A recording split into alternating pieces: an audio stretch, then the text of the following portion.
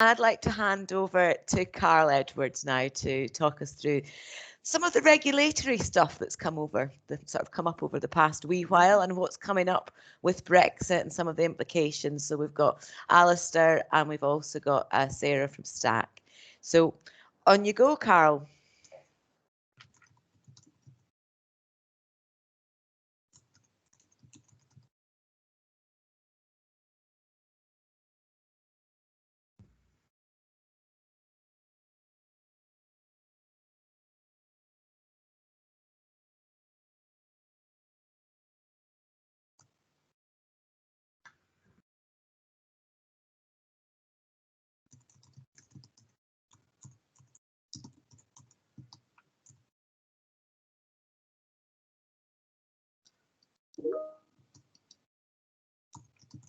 Carl, are you talking? We don't seem to have you. Yeah, I'm talking. Try again.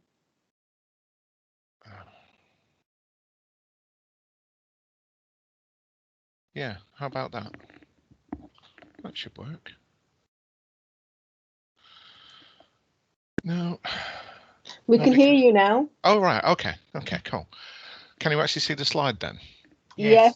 Yeah. Oh, and I've worked out that if you move the slide to another screen, you can actually see who's on screen as well. Okay. Right, so this could be a bit dull. So I'm just trying to kind of skip over the kind of the good bits, I guess. I mean, the main thing about the regulatory environment, and we'll come on to this between the interactive chat between Miel and Sara later on, is if you launch an interregulatory and deciding whether you're a medical device or not, or a medical product or not, that's the biggest decision you'll make, because you can actually make a decision that leads to loads of costs, loads of heartache for something that actually, bless you, Tenny, you don't have to jump through the hoops. So Sara will talk about her experiences with different opinions on what a medical device is. So I'm going to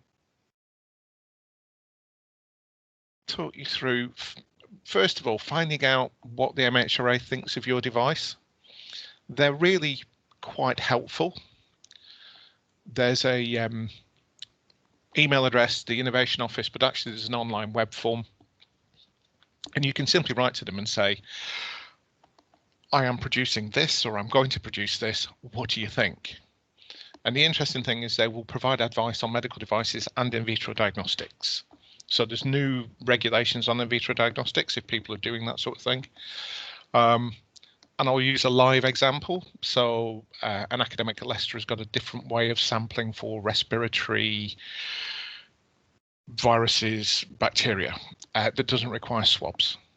It's a mask with some collection strips in and you process the strips.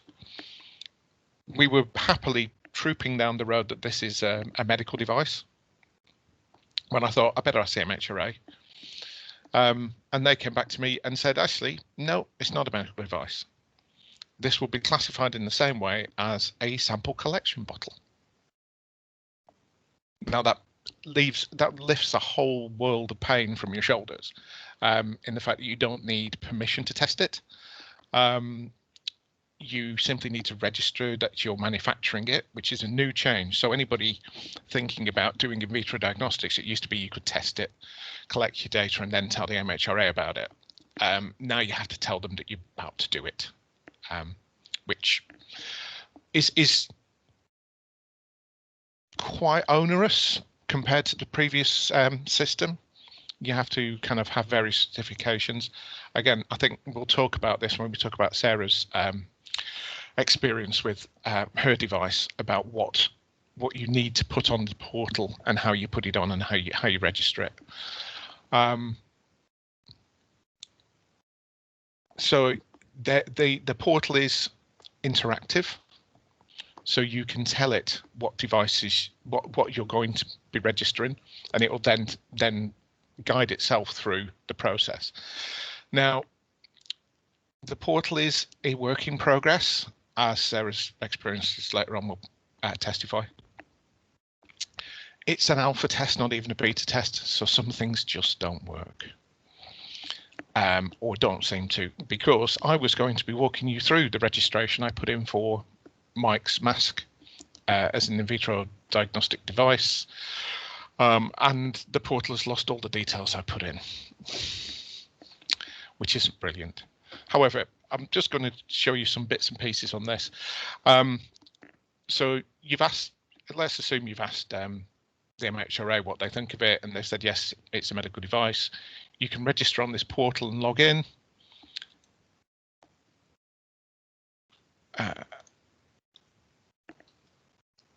Oh, there we go. Now, you can, I've logged in as, this is a dummy account now. There isn't really a CMA consulting.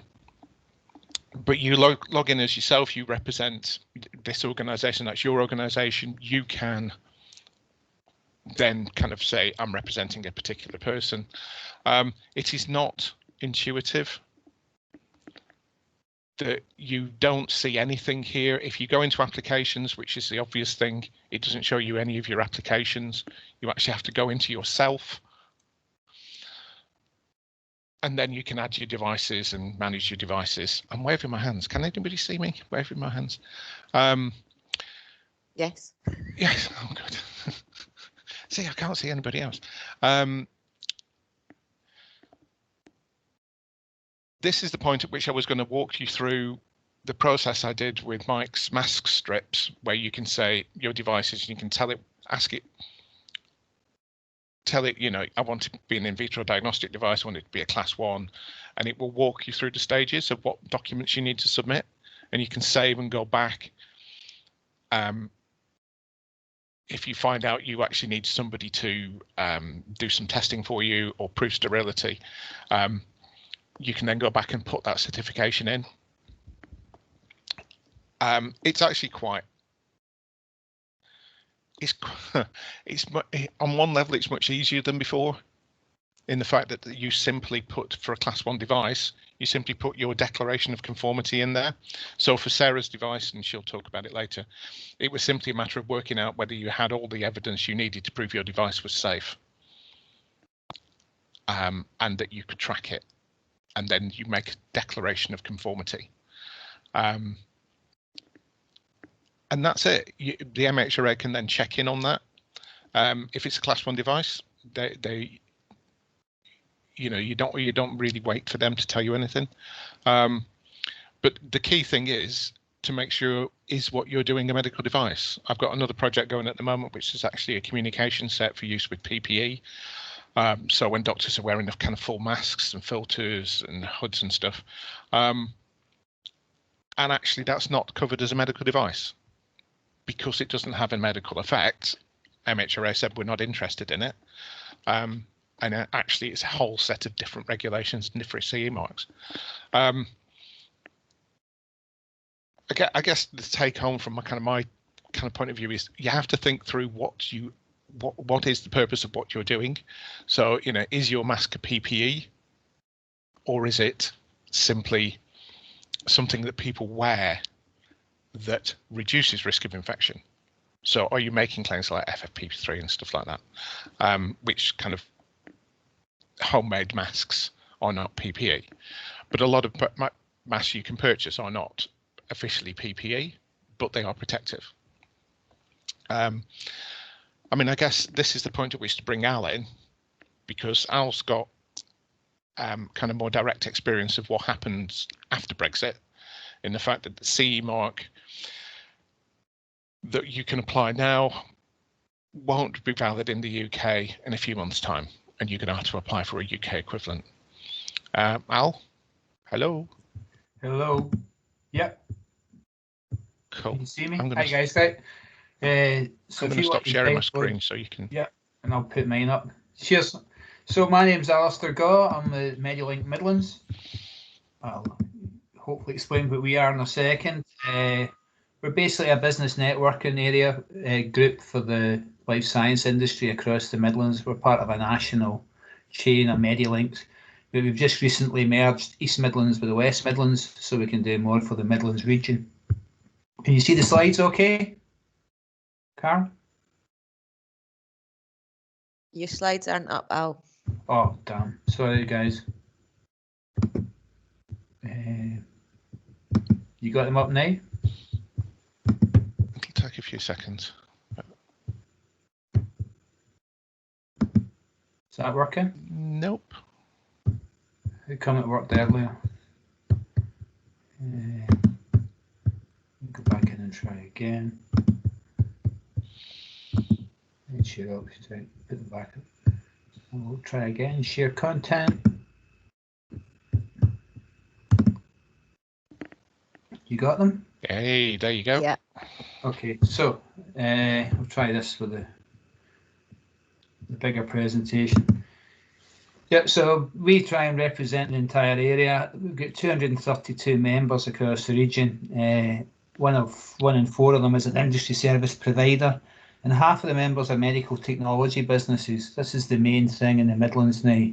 Pharma and biotech's not as big as it was, but we do have a lot of pharma, biotech, service industries happening within there.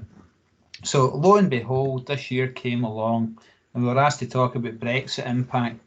So it's been a yin and a yang for the life sciences industry. COVID has made everybody love us again because we're developing everything. A lot of companies have moved into what you would term as healthcare, from traditional manufacturing of clothing and garments to making masks, doing PPE protection. So we've actually seen quite a shift. And a lot of engineering firms have become life science companies because they're making shields and shielding. So plastics, etc., have all changed over. But, you know, December came. Everyone was expecting it to go so smoothly with no tariffs. It was going to be frictionless. And, of course, everybody believed this was happening because that's why we had so much time to come to an agreement. What really happened then, the biggest impact really is regulation. So we have no equivalence with the EU from our own stuff. So we have the UK CA mark, which will replace the CE mark. Because I don't have equivalence, doing it in one place does not necessarily mean you can go to the other.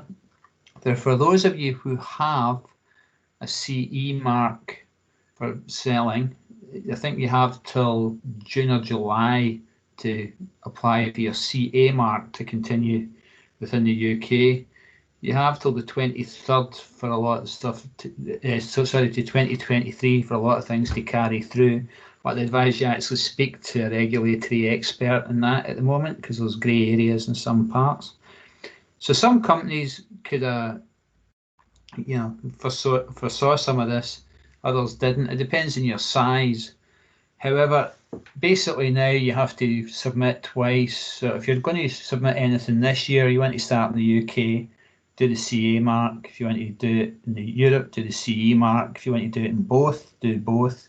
And if you want to sell it into Northern Ireland, you have to do a third one, which is the UK, which is the NI mark, because it's neither one nor the other. So there's some issues going on with Northern Ireland as far as that goes at the moment, which may be resolved at some stage. So regulation is probably a bigger hit than most have thought. You need a responsible person in the EU. So before, you might have had someone here, that was okay. Now you have to employ a responsible person in the EU. That could be in Southern Ireland, it could be anywhere else, but you need to have somebody within the European Union. And if you're not aware of that, you need to be the notified bodies. If you're the notified body in the UK, you'll need to find one in the EU. So it's something else for you to do. So as you can see, it's all saving money because you have to employ extra people or pay different people for different things. So we might have tariff-free trade, but there's other costs that are currently coming in with this as we speak. The other thing that seems to be hitting quite a few people is export. So bigger companies saw ahead, they rented warehouses in Europe and they punted everything over before December so they could continue selling out there. Again, they need to have responsible people in the country to maintain selling, so they've taken on people maybe in Belgium, for example, or Holland that would be doing that type of work. So the big problem then is if you're doing supply chain to other people, You've now got the costs of VAT, etc., which is coming in for shipping across, and that's why we're seeing quite a lot of shipments stopping between coming both directions, because there's VAT implications in where things get paid now. Imports basically the same the other way. Product supply chain, if you've got bits coming from Europe, you're kind of stuck. However, and you've got extra VAT charges, etc., and you've got about 67 pages of customs to do it. But that's just a teething problem, we're assured, and they will resolve in time, because people will have to wake up, since it's an industry that's about 4% of the UK economy. So I'm hoping that there's some movement in this. But one of the big problems that's come up is the lack of equivalence, etc. Luckily, we import a lot of things from China and the rest, the plastics, etc. But even the people who are coming from abroad are reporting issues that things are still held up because everything else is held up. So it's kind of blocking the ports up. So some people have stopped shipping to Europe just until it's all sorted. Others in the smaller companies are actually sending things by mail, so they can skip the VAT charges in the smaller pieces. So you can think it's funny, but it's not really funny if you're a company that's seeing your cost of business going up drastically, or seeing the actual rate of your production being impacted with this. So hopefully something will be done about it. OLS have been requesting information on it, and we're doing it up. The one thing I will say at the end of this is that at least we've got sovereignty, because we'll all be paying for things in sovereigns soon, as we change the currency away from the pound to a gold sovereign, because it'll be fixed.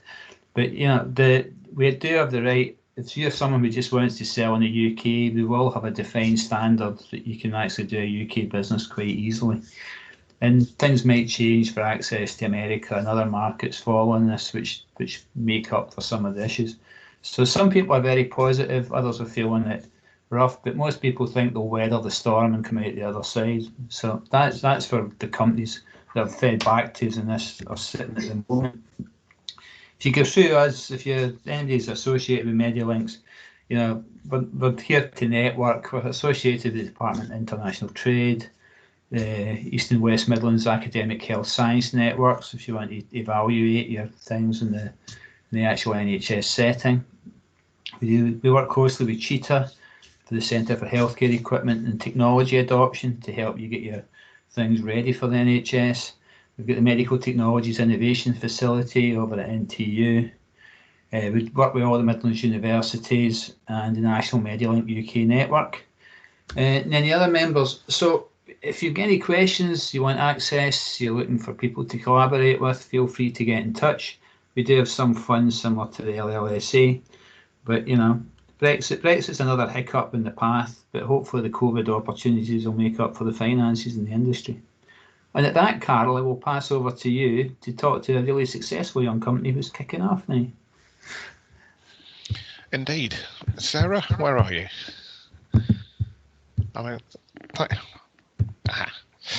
Thanks for that, Al. That was good.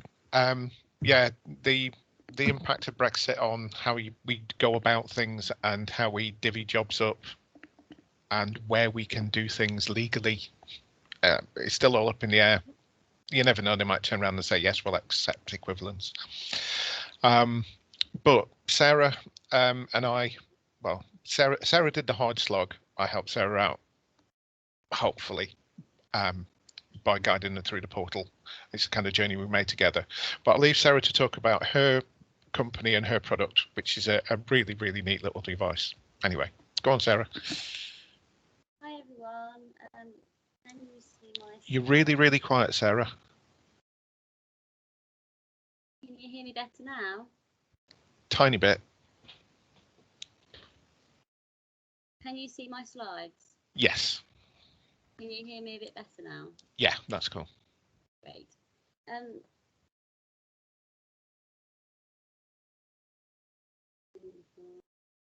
Bear with me.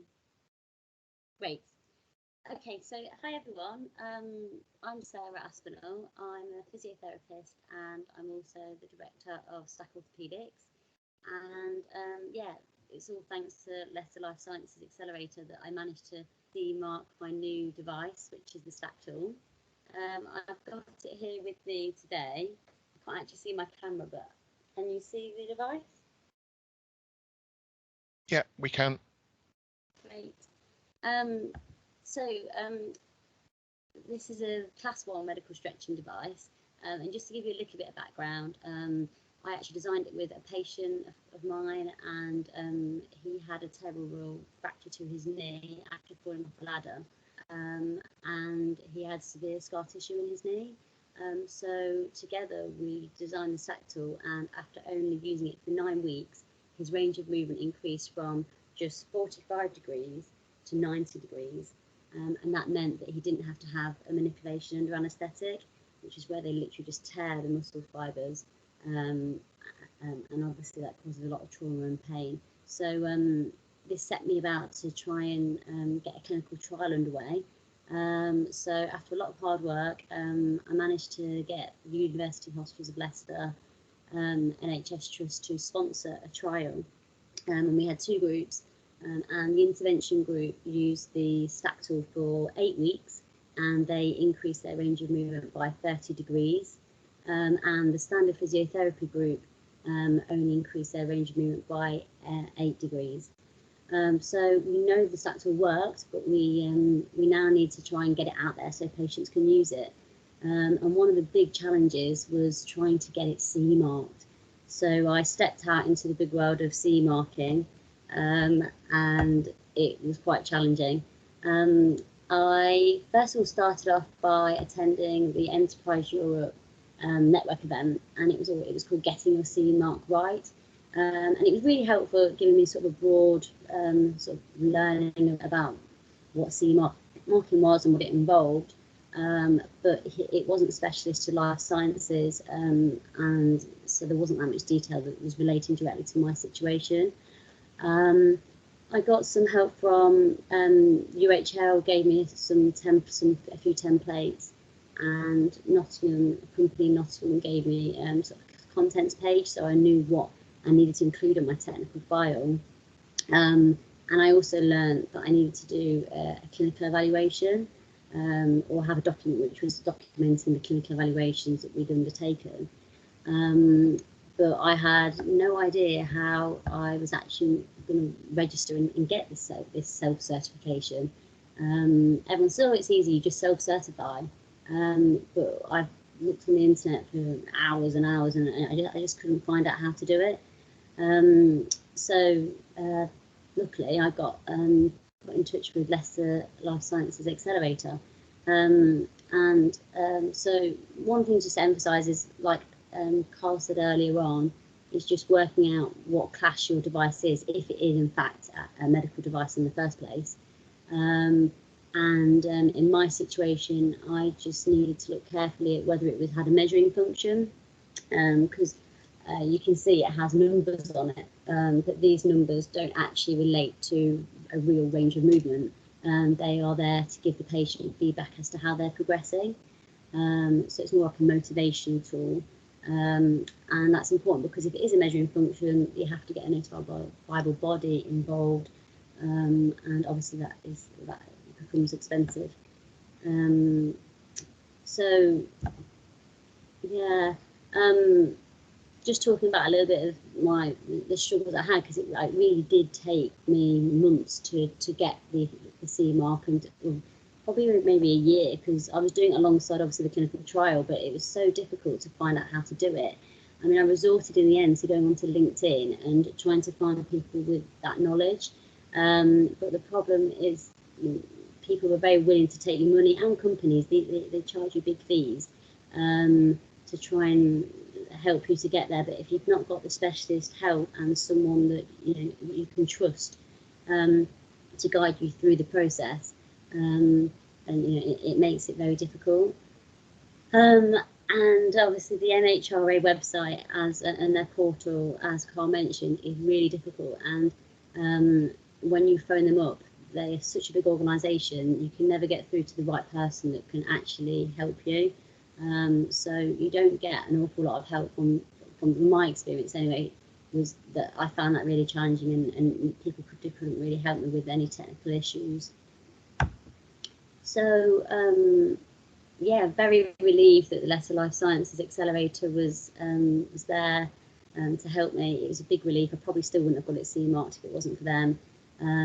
They really helped me to sort of assess the technical file, make sure that it met the new MDR regulations. And I realised that actually I had a lot of the things which were needed. I had published the clinical trial, which had all that data behind it, and I was in the middle of completing a systematic review, which was looking at all the evidence behind existing similar stretching devices. And I've now got that published, so that helped as well. I just didn't realise that I actually had everything. I just needed to collate it into the right format.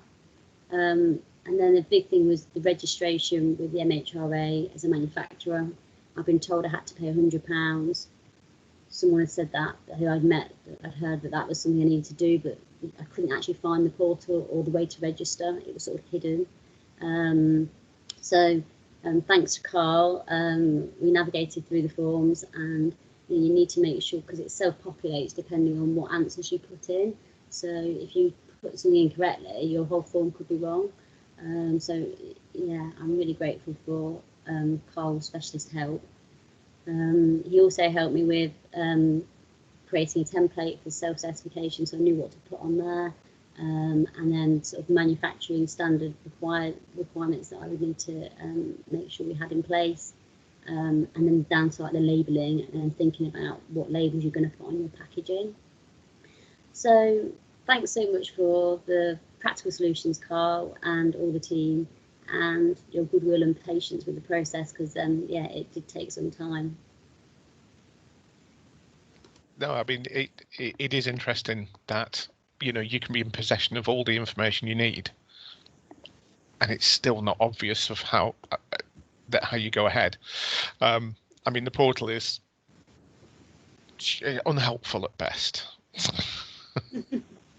I'm so glad that's over. It was like weeks of well, as Al said, you've got till July to prepare for the CA mark.